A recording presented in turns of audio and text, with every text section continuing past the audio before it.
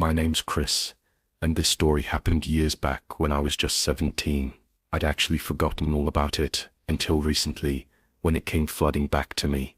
That summer, I was stuck working the night shift at this rundown pizza joint on the edge of my hometown. Trust me, I wasn't happy about it, but with empty pockets and parents who'd have grounded me forever if I stayed jobless, I had no choice. It was one of those dead-end jobs you grab when nobody else is hiring.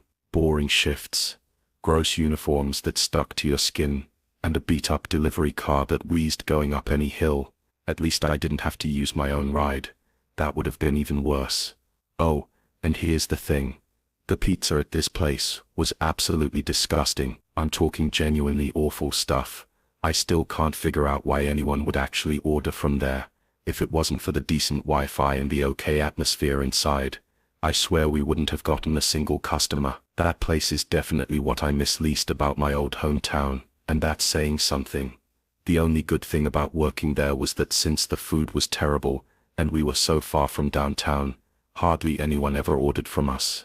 Most nights were dead silent. I won't bore you with all the typical details of how these shifts usually went. It's a pizza place, you can probably imagine. One night, I was restocking the cooler with sodas, when our order tablet started buzzing. Large sausage and olive pizza. I remember it perfectly because we almost never got orders with olives. The address was way out in the middle of nowhere, way past our normal delivery area. I was about to reject it automatically when my manager Russell, this 30-something guy who spent most of his time scrolling social media in the back office, looked over and told me to take it. He said we hadn't had a single delivery in over an hour. I didn't argue with him, so when the pizza came out of the oven, I punched the address into my GPS and grabbed the box. At least it would eat up 30 or 40 minutes of this boring shift. Right before I headed out to the car, I took a closer look at the delivery notes Russell had printed and stapled to the box. I hadn't really paid attention before, but now they caught my eye. They said, and I remember these words exactly, "Park on the street behind the house, walk through the backyard, only knock on the back door." That seemed a little weird, but my teenage brain came up with plenty of reasonable explanations. Maybe they didn't want me waking up an elderly person or a baby in the house. Maybe their front door was being fixed. Maybe they were trying to hide the delivery from their parents or spouse. Could have been anything really. Plus, all I could think about was how slow the night was dragging, and how much longer it would feel if I just sat there folding pizza boxes. So I decided to just do my job. But the moment I stepped outside, I started having doubt. It was one of those sticky summer nights that felt like walking through thick soup, hot, humid, and completely still, like even the air was trapped in invisible glue. I don't know if this makes sense, but there's this stale, sour smell you get when it's really muggy and the air isn't moving, kind of like old plastic mixed with sun-baked dirt. That's exactly what it smelled like out there. I hate that smell more than anything, but there was no escaping it. I tried driving with the windows down for maybe 2 minutes before giving up and cranking the air conditioner. The delivery address wasn't toward downtown, it was in the complete opposite direction, even though our pizza place was already pretty isolated. The drive was supposed to take just over 25 minutes, but it felt way longer because the roads were so empty. I'm probably exaggerating a bit. It's not like there were 0 houses for miles, but it definitely got less populated the further I drove. When I finally reached the address, I realized I was approaching from behind the house. My GPS had taken me down this narrow little back road that ran parallel to a bunch of backyards. There were no streetlights, and none of the houses had back porch lights on either. Everything was just shadow. I remember slowing down and double-checking the house number, because the place looked completely abandoned. No lights anywhere inside, and no cars in the driveway, just this sagging backyard, with overgrown grass and a wobbly wooden fence that didn't even close properly. But I still followed the instructions. I parked right there on the gravel, grabbed the pizza, and walked up the slope toward the back door. I had the pizza box in one hand, and my phone's flashlight in the other, pointing it down at my feet so I wouldn't trip over anything. When I reached the top of the hill, I could see the back door, one of those old white ones with a small window at the top covered by a cheap curtain. I knocked and waited, but nobody answered. I knocked again, knowing Russell would be furious if I came back with the pizza still in the box. After no response, I was about to knock a third time when I saw the curtain move slightly. Not much, just this tiny little twitch, like someone had barely brushed it with their finger. It was quick, and I probably wouldn't have even noticed if I hadn't been staring right at the window. I stood there for a few more seconds, expecting whoever was clearly standing right behind that door to finally open it. But before that could happen, I noticed two unmarked cars pulling up behind my delivery car on the side street. My first thought was that I was about to get in trouble for trespassing or something. One of the car doors opened and someone got out. Even from up at the house, I could see it was a man in the glow of the other car's headlight. The guy waved for me to come over to him, which I did, figuring he had ordered the pizza and I'd just beaten him home from work or something. But as I got closer, I realized he was showing me something in his hand, a bag. The guy was an undercover cop, which I could tell because he wasn't wearing a uniform, just regular clothes. As soon as I got close enough, he told me to go back to my car and wait there. That was all he said. So that's what I did. I backed away slowly, got into the delivery car and sat there watching. That's when I realized there weren't just two officers. There were 5, maybe more. All of them had flashlights, but none of them made a sound. They moved quietly, surrounding the house like they were trying not to be seen or heard. Not one of them knocked or announced themselves, which seemed strange to me. It was pretty bizarre to watch. I remember one of the officers reaching for that same back door handle I had just knocked on, and gently testing it. When it didn't open, he just nodded to one of the other guys and stepped back. It felt like I was watching something I wasn't supposed to see, and I guess Eventually that first officer came back to my car and crouched down beside my window. I rolled it down and he glanced at the pizza box on my passenger seat and let out this short sigh. He was pretty vague about what he told me, but he didn't seem like a jerk, just like he was trying not to say too much. Basically, he explained that there was an ongoing investigation involving that house, and that he and the other officers were watching it. He apologized for taking so long to step in, and said I had shown up at the exact moment they were moving their cars to different positions. I asked if he wanted to see the delivery order and he nodded. I pulled it up on the app, but I could tell it wasn't much help. There was a phone number with the order, plus the delivery address and a first name, Jerry, but none of it seemed particularly useful. The officer looked it over, wrote down the number, then told me to leave right away. I told him I was frustrated because my boss was going to kill me for coming back with the pizza, and the guy just shrugged. Then he repeated that I needed to leave and started walking away from my car. I was annoyed, but there wasn't anything I could do about it, so I drove off. It took the entire ride back for everything to really sink in. I didn't fully understand how serious the situation was until I got out of the car back at the pizza place. If those police officers hadn't stepped in when they did, something terrible could have happened to me. I don't even want to think about what. The more I thought about it, the more I realized that seeing the police was probably the only reason the person inside didn't open the door to take the pizza. But why would someone order food if they were being watched by cops? Maybe the person in the house didn't know they were being watched, or maybe they did know and I was part of some kind of test. Like maybe I was bait to see if the cops were watching that side of the house, or if they had left. The moving curtain, the silence, the timing, I don't know. What I do know is that I'll never get an explanation for what happened that night, and thinking back on this whole thing is probably pointless. I probably would have forgotten all about it if one of my old high school friends hadn't brought it up a couple weeks ago. I didn't even remember it at first. It's probably better if I forget about it again, but I figured I'd share it here before that happens. This happened just last year. I'm 40 now, married with 2 boys, ages 7 and 5. I work in insurance, which sounds boring because it absolutely is, but we're financially stable and that's all I really care about at this stage of my life. A couple years back, my dad died after a long battle with cancer. He left behind a beach house down in Delaware that I'd never actually visited before because he used to rent it out all year long. It's nothing fancy or huge, but it's in an amazing location just 1 block from the boardwalk. My favorite thing about it is definitely the upstairs back deck that gives you this incredible view of the ocean. We started going there every summer after he passed away, using it as our family getaway. A week here, a weekend there. It became our little tradition. As much as my wife and I love spending time there, our boys love it even more. They'll spend entire days playing on the beach, riding their bikes, and exploring the town. It feels like a gift, something my dad left behind for us to enjoy together. This story happened during one of those weeks last summer. We'd gone down in mid-July for a Sunday through Friday trip, when the crowds would die down midweek, and the beach got a little more peaceful. I remember that night clearly. It was a Wednesday. The boys had crashed around 9:30 after a long day in the sun, and my wife and I were sitting on the back deck playing cards and drinking wine.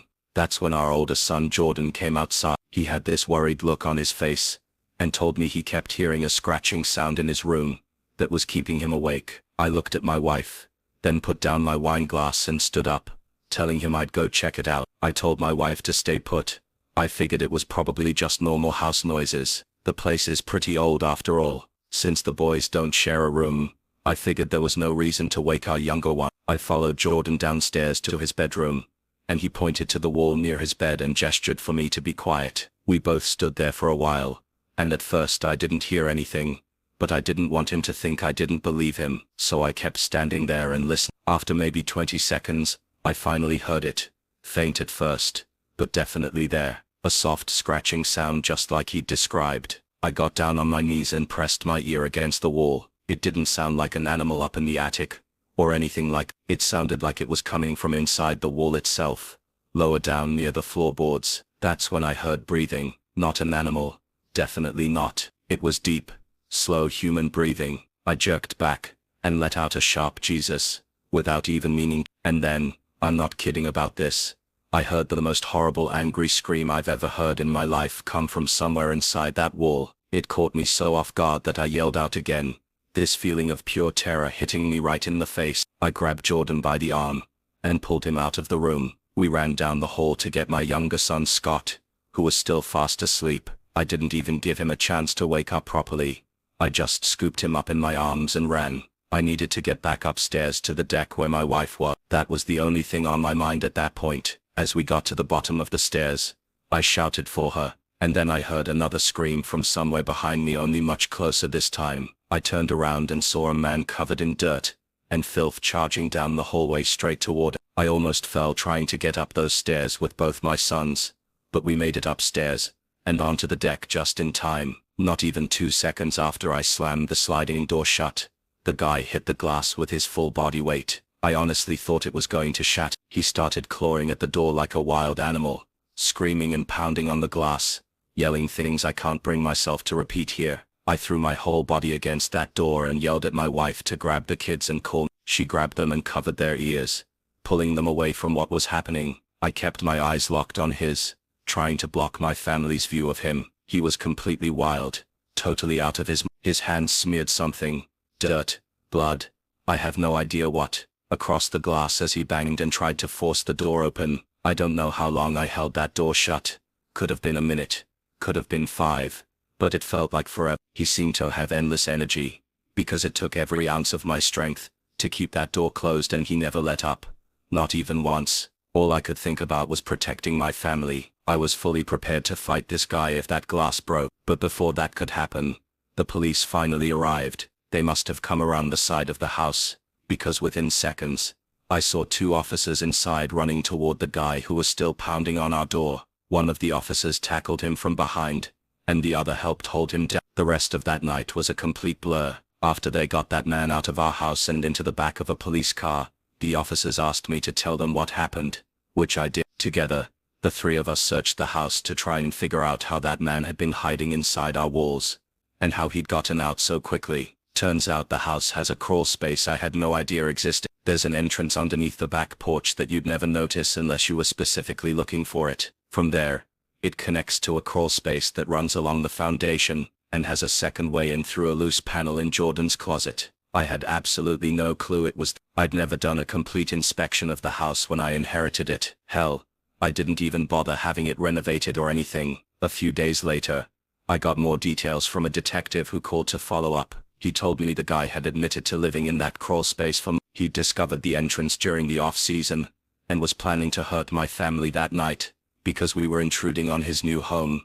Those were his actual words. Apparently this man had been stealing food from both our house, which we somehow never noticed, and our neighbor's trash cans. We didn't go back for the rest of that summer, not because we were scared of it happening again, but because of the trauma. I didn't want to bring my wife and kids back there for a while, and they didn't object. I hired a construction crew to seal off that crawl space completely, and once that was finished, I was finally able to relax a little bit. We've been using the house again this summer, and I'm happy to say that everything is back to normal, or at least as close to normal as we're going to get. I grew up in a rural area where you could ride your bike for miles without seeing another person. Like most people, summer was always my favorite season. It still is actually, but it's been a while since I lived out in the country, so summer has lost some of its magic for me. A lot of what made summer so special is connected to life in the middle of nowhere. There was something about the warmth, the quiet, and the emptiness that I absolutely loved, something I could never find living in a city. It's hard to put into words, but I felt so isolated, but in the best way possible, like I had my own private piece of the world, like I could disappear for hours, and nobody would even know. Summer nights were always the best part. The darkness made that feeling of privacy and freedom even stronger, something the little girl in me always craved. I was 16 at the time. I had a friend back then named Taylor. She was more of a risk taker than me, always pushing boundaries in small ways. One random night in July, we decided to go stargazing, just the two of us, our bikes, and a bottle of wine. It wasn't the first time we'd done something like this. Actually, we did it pretty regularly. That is until what I'm about to tell you happened. Come to think of it, this was probably one of the last times we went stargazing together. We didn't have a specific destination in mind, just a general direction. We wanted to find somewhere new since our usual spots were getting kind of repetitive. Taylor said she knew a good place past the edge of town, some abandoned farmland where nobody would ever bother us. It was around 10 o'clock when we left my house. I'm not sure exactly how long we rode our bikes, maybe 20 minutes, maybe 30, but we didn't stop until we were past anything even remotely civilized. At some point, Taylor just stopped her bike suddenly and announced that we were here. I wasn't really sure what here meant, since there weren't any obvious landmarks around, but the spot still felt perfect. Wide open field, no buildings, no fences, no cows, just this huge patch of grass and an endless starry sky above us. We spread out a blanket and opened the wine with the little corkscrew Taylor had somehow remembered to bring along. It was some cheap red wine that didn't taste particularly good, but it did what we wanted it to do. We lay there for a while, passing the bottle back and forth, pointing out the few constellations we could actually remember the names of. Our goal on nights like this was always the same: try to spot a shooting star. At one point, Taylor asked me if I thought we'd actually see one, and I told her probably not, but to keep looking anyway. They're not as rare out in the country where you can see so many stars, but you still have to pay close attention. Shooting star or not, we were having an amazing. The wine was definitely working its magic, and I started feeling myself getting pleasantly drunk. It was the kind of night that made you feel like time didn't exist.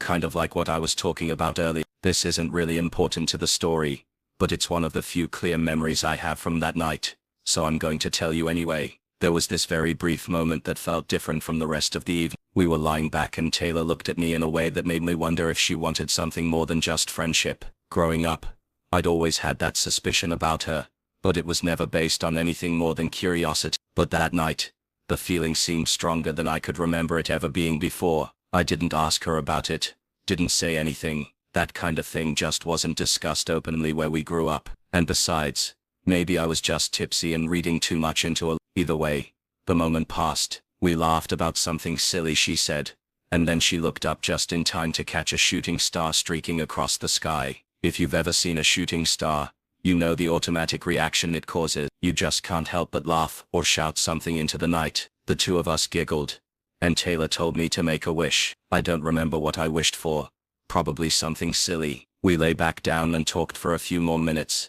Our moods lifted from seeing that shooting star. I closed my eyes for a moment, not to fall asleep, just to feel the breeze on my face, and sink deeper into the peaceful stillness. I swear on my life, my eyes were closed for no more than 5 seconds, but when I opened them Taylor was gone, like completely gone. Not just off peeing behind a tree or checking her phone, she was actually gone. I could tell because both she and her bike had vanished, even though mine was still sitting right next to our blanket. I sat up quickly, thinking maybe she was playing some kind of prank on me, but even after spinning around in a full circle, I couldn't see her anywhere. In that moment, I felt this unexplainable wave of fear wash over me. The empty field I was sitting in suddenly felt suffocating, and the gentle charm of the night was replaced by pure panic. The stars looked dimmer, That's the part I can't forget. The sky was still there, but something felt wrong about it. Like someone had turned down the brightness or smeared something over it, and the air felt colder too. Not like it had cooled down naturally, but like I'd stepped into a different version of the same place. I know I'm not making much sense, but like I said, this feeling was impossible to explain. I pulled out my phone to check the time. It was exactly that timestamp is burned into my memory, and probably always will be. I had to blink several times to make sure my mind wasn't playing tricks on me. It hadn't even been midnight just a few minutes earlier. I kept staring at the time on my phone, wondering if I had somehow fallen asleep without realizing it. I knew I hadn't, but I couldn't be completely sure. Would Taylor really abandon me there all alone? Even if I had dozed off, there was no way she would do that. Not in a million years. I stood up, spun around, and called her name over and over, but she didn't respond. I had no idea what to think. The only logical explanation was that she had ditched me for some reason. Maybe she'd gotten annoyed about something or wandered off and left me passed out. But I couldn't figure out why. We hadn't argued about anything, and the whole vibe had been really good.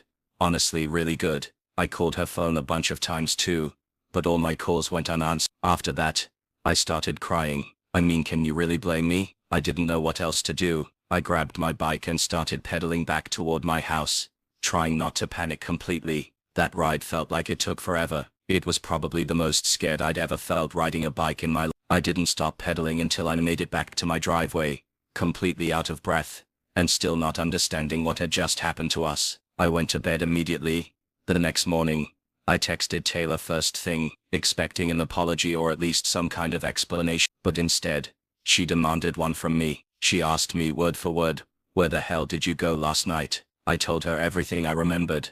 How I'd woken up alone at 3 a.m. and assumed she'd left me there. But then she hit me with the thing that made me want to share this story. She said she was the one who had woken up alone at 3 a.m. and I was the one who had disappeared. She waited for me for over an hour, then biked home angry and confused, assuming I'd gotten upset about something and abandoned her there. According to her version, I had vanished into thin air, and I was just as convinced that the exact same thing had happened, but in reverse. We went back and forth for a while trying to piece it all together, but nothing made sense. Neither of us had any memory gaps beyond that one moment. Neither of us had text messages or missed calls or anything that could help us figure out what actually happened. Even though both of us swore we remembered calling each other after waking up alone, none of those calls showed up in either of our phone logs. Eventually, we just dropped the subject, or at least we stopped talking about it. But I think both of us were way more terrified than we wanted to admit. I know I was. For months afterward, I'd find myself lying in bed, looking out my window at the stars, and remembering that night. Taylor and I didn't go stargazing much after, maybe once or twice, but it wasn't the same. In one sense, things did return to normal. We kept living our lives and that was that. But even now, all these years later, I still have no explanation for anything that happened that night. I wouldn't call myself superstitious or someone who believes in paranormal stuff, but everyone I tell this story to immediately thinks it was something supernatural, and maybe they're right. But I really don't like thinking about that possibility. I do consider the chance that she simply lied to me about the whole thing. Either way, I get this really unsettled feeling, like something happened to us that night that I might never figure out for as long as I live. I haven't heard from Taylor in years, but I'd bet my life that she still wonders sometimes about what happened to us that summer night in that field.